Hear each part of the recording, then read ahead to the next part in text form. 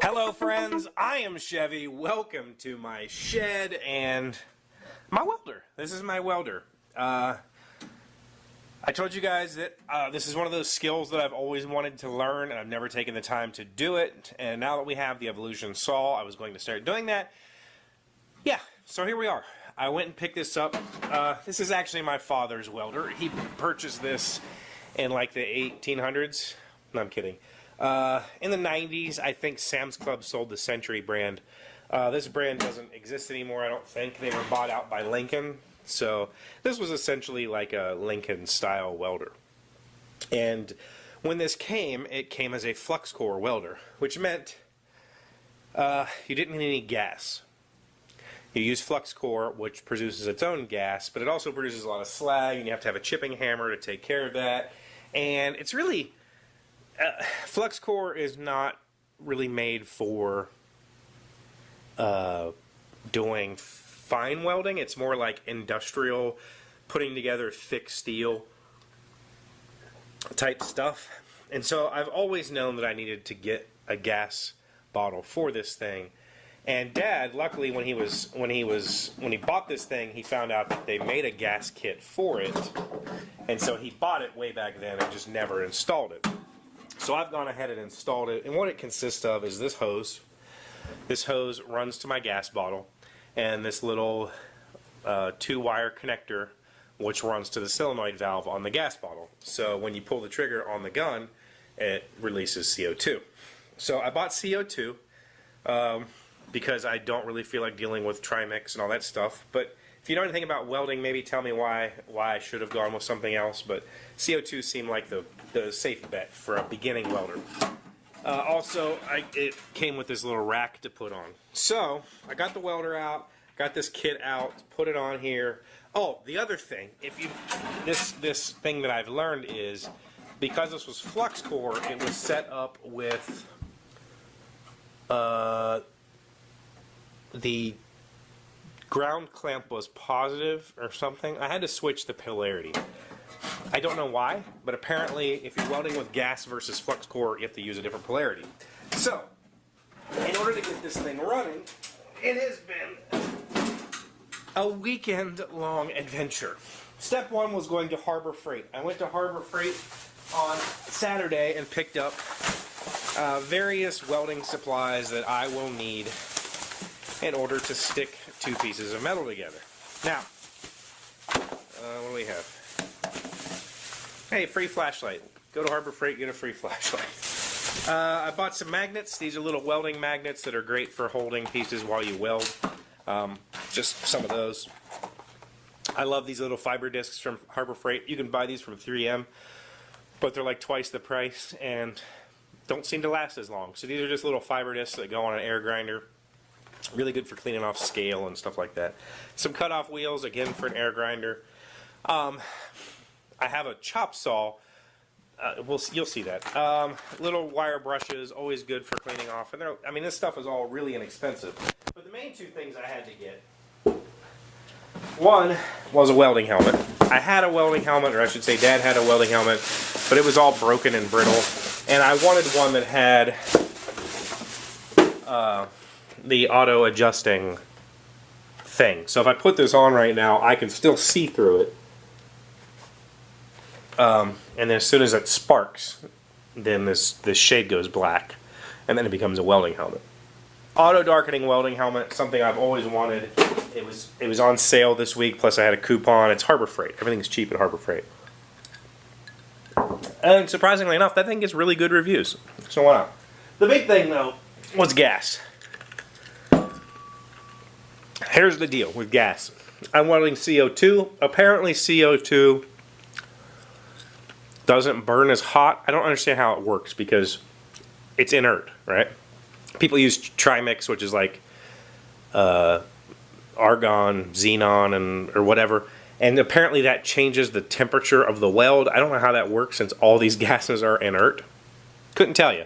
But what I've learned is that CO2 is a good beginner gas. So I'm starting with this because I will be doing some small work, and this is best for small work. Now, when you buy gas, you typically have to have your own cylinder, and then you just exchange. So this is not the cylinder I bought at Harbor Freight. I took the Harbor Freight cylinder and exchanged it. Now the reason I bought the cylinder at Harbor Freight is if you go to the gas company to buy a cylinder of gas, they just charge you for the gas and you exchange your tank. If you don't have a tank, they charge you a rental fee, which is essentially you buy their tank. And for a 5-pounder, it was like $130. And I'm not even kidding you, it was ridiculous. Well, you could go buy a cylinder at Harbor Freight for like $80. So I took my $80 Harbor Freight cylinder and exchanged it for a full cylinder of CO2, and ta-da. What else did I have to buy? There's more stuff. Oh, of course, because I'm welding with CO2, I have to have an adapter. This adapter goes between the CO2 tank and my gauges, because standard welding gauges like this one are meant to go into the thing, and CO2 doesn't work that way, because this is basically a food grade product, so it's made for food. So I had to buy that, and I had to buy MIG wire. I only had flux core, so I had to get a spool of MIG wire, and Harbor Freight was completely out, which made me sad. But I went to this place.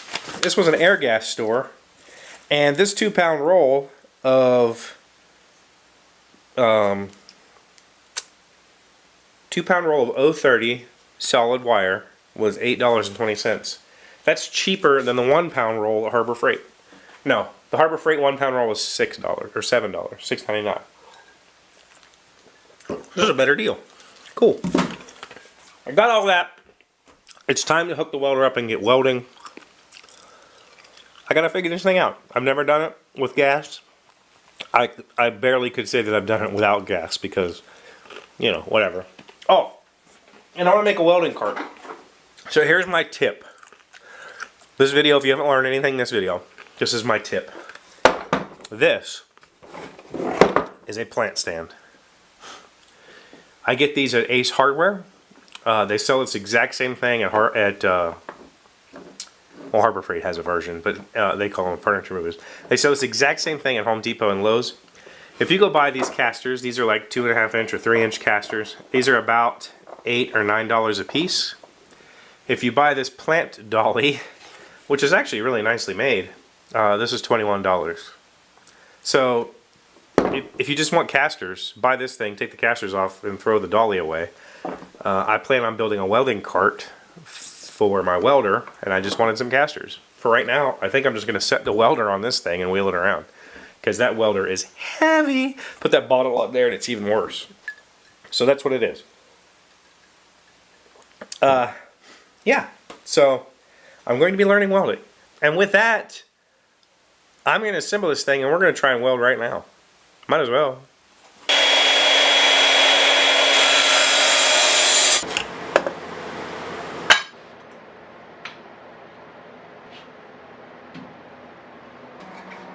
Keep in mind, this is my first ever weld with gas. My first ever attempt at actual MIG welding. And I also have no idea what I'm doing. I've watched a few videos, but that's about it. So let's see what happens.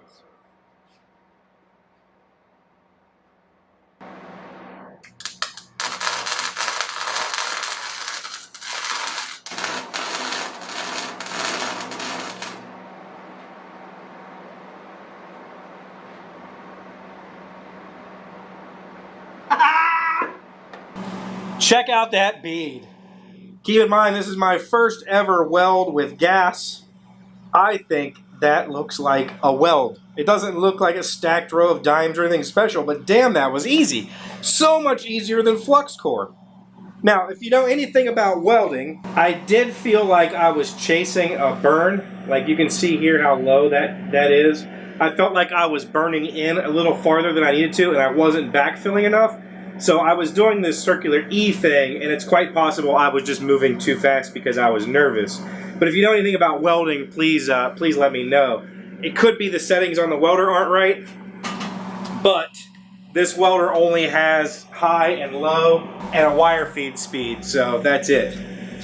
But truthfully, for a first ever weld with gas, I'm really proud of that. and I'm going to keep playing with it. So thank you for watching as always.